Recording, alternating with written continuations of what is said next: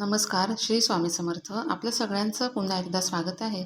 तर आजच्या व्हिडिओमध्ये आपण नवीन माहिती जाणून घेणार आहोत. आजच्या व्हिडिओमध्ये आपण जी माहिती जाणून घेणार आहोत ती शनी अमावास्येनिमित्त असणार आहे. कारण उद्या 16 मे रोजी आहे शनी अमावास्या आणि या शनी अमावास्येनिमित्त आपल्याला कोणते उपाय करायचे आहेत आपले पितृदोष तसेच आपले वास्तुदोष दूर करण्यासाठी. त्याचप्रमाणे शनी जयंतीनिमित्त शनीच्या दुष्परिणामापासून बचाव होण्यासाठी तसेच शनीची जर 7.5 असेल तर ती दूर करण्यासाठी आपल्याला कोणते उपाय करायचे आहेत याबद्दलची माहिती आपण या आधीच्या व्हिडिओमध्ये जाणून घेतलेली होती. ते व्हिडिओ जर तुम्ही पाहिले नसतील तर नक्कीच चॅनलला व्हिजिट करा आणि ते व्हिडिओ देखील पाहून घ्या आणि त्याप्रमाणे उपाय आपल्याला करायचे आहेत. आता आजच्या व्हिडिओमध्ये आपण जी माहिती जाणून घेणार आहोत ती आपल्या घरातील नकारात्मकता काढून टाकण्यासाठी तसेच आपल्या घरामध्ये आर्थिक भरभराट होण्यासाठी आपल्याला करायचे आहेत. 2 उपाय आपल्याला करायचे आहेत. पहिला जो उपाय आहे तो आपल्याला प्रदोष काळामध्ये करायचा आहे उद्या आणि दुसरा जो उपाय आहे तो आपल्याला रात्री 8:18 करायचा आहे. त्यामुळे हा उपाय कोणी करायचा आहे, कशा पद्धतीने करायचा आहे हे सगळं आपण जाणून घेणार आहोत. व्हिडिओ तुम्ही शेवटपर्यंत स्किप न करता पहा, म्हणजे आपल्याला कशा पद्धतीने उपाय करायचे आहेत ते तुमच्या लक्षात येईल. तर बघा, पहिला जो उपाय आपल्याला करायचा आहे तो आपल्या घरातील नकारात्मकता दूर करण्यासाठी आपल्याला उद्या प्रदोष काळामध्ये करायचा आहे आणि 100% तुमच्या घरातील नकारात्मकता बाहेर पडण्यासाठी यामुळे तुम्हाला मदत मिळणार आहे. तर हा उपाय करण्यासाठी सगळ्यात आधी आपल्याला काय काय लागणार आहे ते बघूयात. बघा, भीमसेनी कापूर आपल्याला लागणार आहे. शक्यतो बघा भीमसेनी कापूर घेण्याचाच प्रयत्न करा, कारण हे उपाय करण्यासाठी भीमसेनी कापूर जो आहे तो अतिशय प्रभावी असतो. त्यामुळे भीमसेनी कापूर घेण्याचाच प्रयत्न करा. पण नसेल तर तुमच्या घरामध्ये जो कोणता कापूर तुम्ही वापरता तो घेतला तरी पण चालेल. कापराच्या 5-6 वड्या आपल्याला घ्यायच्या लागणार आहेत. त्यापेक्षा जास्त घेतला तरी पण चालेल, काही हरकत नाही. असं काही विशेष प्रमाण नाही आहे, त्यामुळे 5-6 वड्या घ्या कापराच्या. त्यानंतर एक छोटीशी वाटी आपल्याला घ्यायची आहे. वाटी घ्या किंवा मग एखादी पंटी असेल तर ती घ्या किंवा मग धूप पात्र असेल तर त्यामध्ये घेतलं तरी पण चालेल. थोडेसे त्यामध्ये तांदूळ ठेवायचे आहेत आपल्याला आणि ह्या तांदळावरती आपल्याला हे कापूर जे आहेत ते प्रज्वलित करायचे आहेत. आता हे कापूर प्रज्वलित केल्यानंतर त्यावरती आपल्याला थोडेसे काळे तीळ टाकायचे आहेत आणि थोडीशी पिवळी मोहरी जी आहे ती टाकायची आहे. अशा पद्धतीने हे प्रज्वलित केल्यानंतर हा जो धूर आहे तो संपूर्ण घरामध्ये आपल्याला फिरवायचा आहे आणि हे फिरवत असताना आपल्या मनामध्ये फक्त सकारात्मक भाव आणायचा आहे की ह्या धुराच्या माध्यमातून जी काही निगेटिव्हिटी आहे ती घराच्या बाहेर पडणार आहे. अशा पद्धतीने संपूर्ण घरामध्ये फिरवल्यानंतर आपल्या मुख्य दरवाजावरती यायचं आहे आणि मुख्य दरवाजावरून पुन्हा एकदा 7 वेळेस आपल्याला हा जो धूर आहे तो फिरवायचा आहे. बघा, यामध्ये आपण पिवळी मोहरी टाकलेली आहे. ही मोहरी जी आहे ती तडतडणार, त्यामुळे थोडी काळजी घेऊन आपल्याला हा धूर जो आहे तो संपूर्ण घरामध्ये फिरवायचा. आपल्या चेहऱ्याची, आपल्या डोळ्याची काळजी घेऊन हा धूर जो आहे तो संपूर्ण घरामध्ये आपल्याला फिरवायचा आहे. बघा, असं म्हटलं जातं की मोहरी ज्या वेळेला तडतडते तेव्हा त्या तडतडण्याच्या आवाजाने जी काही नकारात्मकता आहे ती बाहेर निघून जात असते आणि म्हणूनच आपल्याला मोहरी वापरायची आहे. तर अशा पद्धतीने आपल्याला हा पहिला उपाय जो आहे तो करायचा आहे. आता दुसरा जो महाउपाय आपल्याला करायचा आहे तो उद्या रात्री ठीक 8:18 करायचा आहे. बघा, 8 म्हटलं तर शनीचा अंक आहे आणि म्हणूनच उद्या रात्री ठीक 8:18 आपल्याला हा उपाय करायचा आहे. आता हा उपाय करण्यासाठी तुम्हाला कणकेचा दिवा बनवून घ्यायचा आहे. पण हा दिवा बनवण्याची एक पद्धत आहे. दिवा बनवताना बघा, तुम्ही जे पीठ भिजवणार आहात त्या पिठामध्ये थोडेसे काळे तीळ टाकायचे आहेत, चिमूटभर आपल्याला हळद टाकायची आहे आणि 1 चमचा मोहरीचं तेल टाकायचं आहे आणि अशा पद्धतीने हे पीठ जे आहे ते आपल्याला मळून घ्यायचं आहे. पीठ आपल्याला मळून झाल्यानंतर दिवा बनवायचा आहे. दिव्यामध्ये आपल्याला 4 वाती टाकायच्या आहेत. आपल्याला चौमुखी दिवा बनवायचा आहे, म्हणजे चौमुखी दिवा जो आहे तो आपल्याला लावायचा आहे.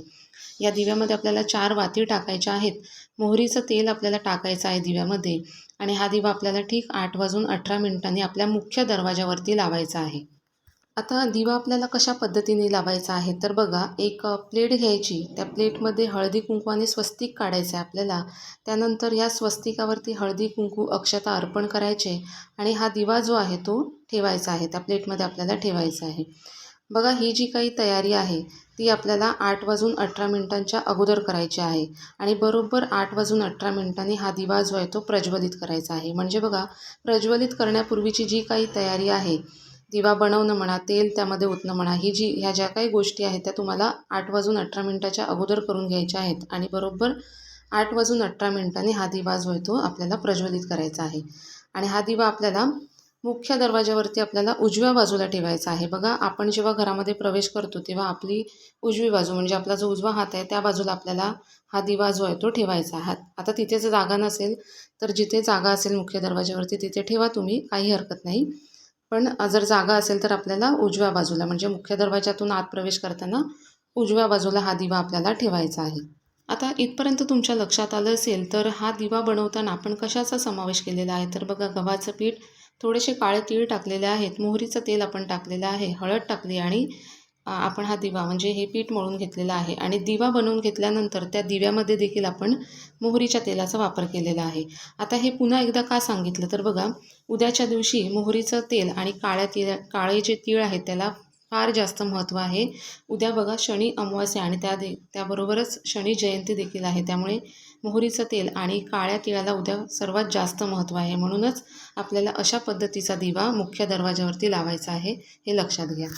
आता दिवा प्रज्वलित केल्यानंतर अग्निदेवतेचं आपल्याला स्मरण करायचं आहे आणि आपल्या घरामध्ये जी काही निगेटिव्हिटी आहे ती निघून जाऊ देत आणि घरामध्ये कायमस्वरूपी सकारात्मकता नांदू दे, अशी त्या ठिकाणी प्रार्थना करायची आहे. कारण बघा, आपली कुठलीही प्रार्थना देवापर्यंत पोहोचवण्याचं काम हा दिवा करत असतो, अग्निदेवता करत असतात. म्हणून अशा पद्धतीचा दिवा आपल्याला लावायचा आहे.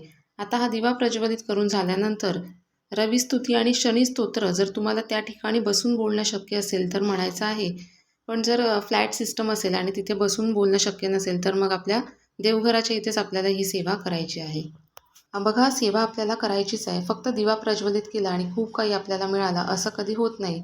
आपल्याला कष्ट देखील करावे लागतात, पण त्या कष्टाला दैवी शक्तीची साथ लाभावी म्हणूनच आपल्याला हे उपाय करावे लागतात. आणि उपाय करताना सेवा करणं देखील तितकंच महत्त्वाचं आहे. आणि सगळ्यात महत्त्वाचं म्हणजे बघा, विश्वास असणं गरजेचं आहे. एखादी गोष्ट जेव्हा आपण करतो तेव्हा 100% विश्वासाने करायची आहे, की मी हे जे काही उपाय करत आहे त्याने मला 100% फायदाच होणार आहे. होईल का, मग करू का, असं जर मनात शंका आणून तुम्ही करत असाल तर त्याचं फळ मिळणार नाही. त्यामुळे उपाय करताना, सेवा करताना आपल्याला पूर्णपणे विश्वासाने करायची आहे, हे लक्षात घ्या.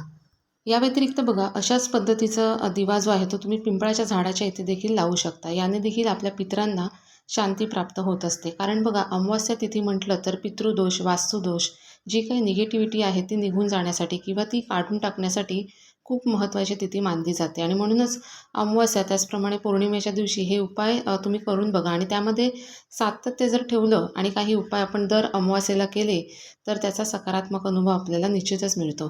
तर हे महत्त्वाचे 2 उपाय मी सांगितलेले आहेत ते आपल्याला उद्या करायचे आहेत, उद्या संध्याकाळी. त्याचबरोबर सेवा देखील करायच्या आहेत आणि संपूर्ण विश्वासाने आपल्याला हे उपाय करायचे आहेत. निश्चितच तुम्हाला त्याचा सकारात्मक परिणाम मिळेल. व्हिडिओतील माहिती जर आपल्याला आवडली असेल तर व्हिडिओला लाईक करा. आणि जर तुम्ही चॅनलवरती नवीन असाल तर अशाच माहितीपूर्ण व्हिडिओजसाठी चॅनलला सबस्क्राईब देखील करा. धन्यवाद.